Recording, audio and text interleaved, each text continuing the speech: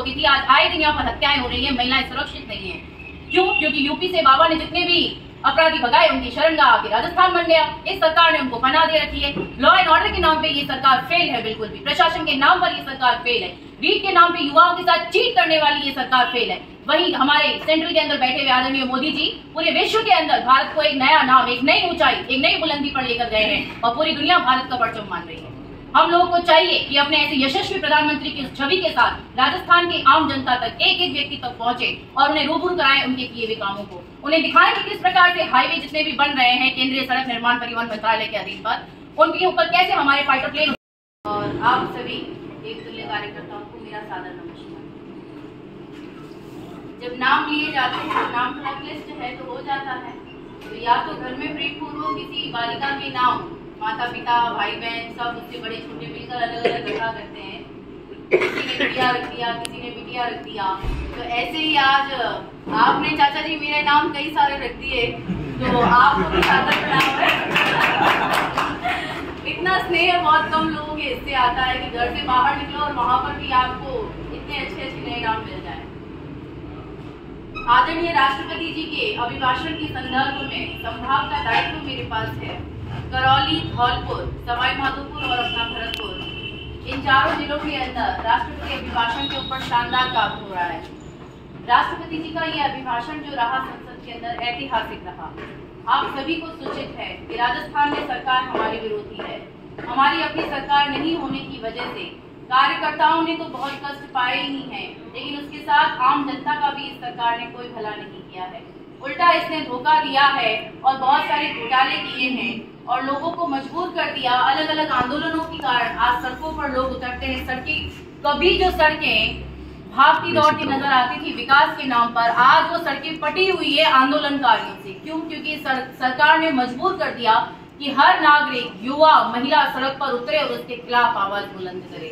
केंद्र में हमारी सरकार है, चूंकि राजस्थान में हमारी सरकार नहीं है तो हमारे पास बताने के लिए कुछ नहीं है, लेकिन केंद्र में हमारी सरकार है। आदरणीय प्रधानमंत्री नरेंद्र मोदी जी के शानदार कामों को हम जन जन तक पहुंचाए, उनकी जन कल्याणकारी योजनाओं की चर्चा हम जनता के बीच में करें, उन योजनाओं से मिलने वाले फायदे की बात करेंगे तो शायद जनता हमारा विजन समझेगी।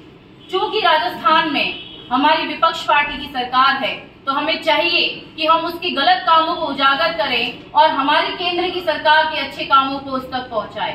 हमारा पड़ोसी राज्य है उत्तर प्रदेश, एक उदाहरण है आपके सामने। केंद्र में हमारी सरकार और राज्य में हमारी सरकार, डबल इंजन की सरकार का नारा लगाता और आज देखिए यूपी जो है विकास के रथ के पहिए कितनी तेजी से दौड़ा रहा है, लेकिन बिल्कुल उसके पास में सटा हुआ हमारा राजस्थान एक शांति प्रिय राजस्थान, जिसके अंदर अपराध की गतिविधियां न के बराबर होती थी, आज आए दिन यहाँ पर हत्याएं हो रही है, महिलाएं सुरक्षित नहीं है। क्यों? क्योंकि यूपी से बाबा ने जितने भी अपराधी भगाए उनकी शरणगाह आके राजस्थान बन गया। इस सरकार ने उनको पनाह दे रखी है। लॉ एंड ऑर्डर के नाम पे ये सरकार फेल है, बिल्कुल भी। प्रशासन के नाम पर ये सरकार फेल है।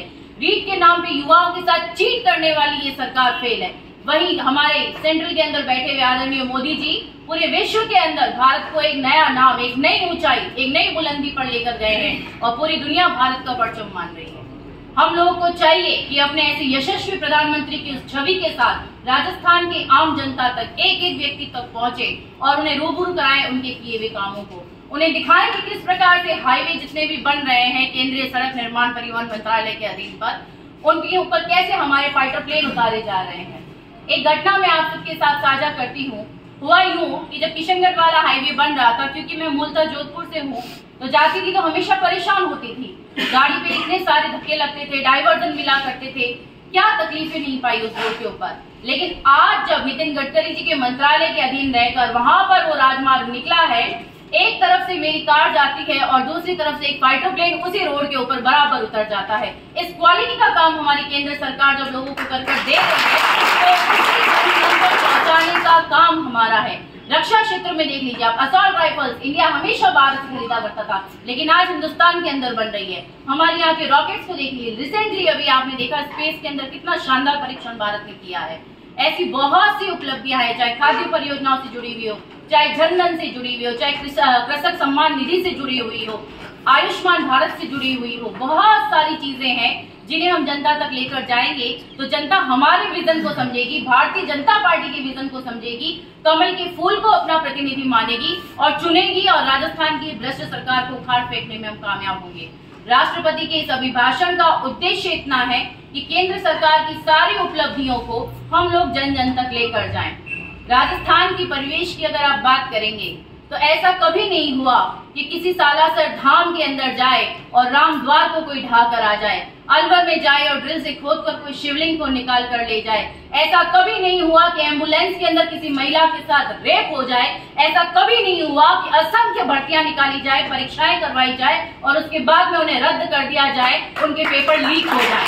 इस तरह की निकम्मी नकारा भ्रष्ट सरकार से उबरने का एक और एक ही साधन है हमारे पास में कि हम स्वयं मेहनत करें, अपनी पार्टी के विजन को, मोदी जी के विजन को, भारत के लिए उनकी सोच को, उनकी योजनाओं को आम जन तक लेकर जाएं और राजस्थान के अंदर भी फिर से कमल खिलाएं।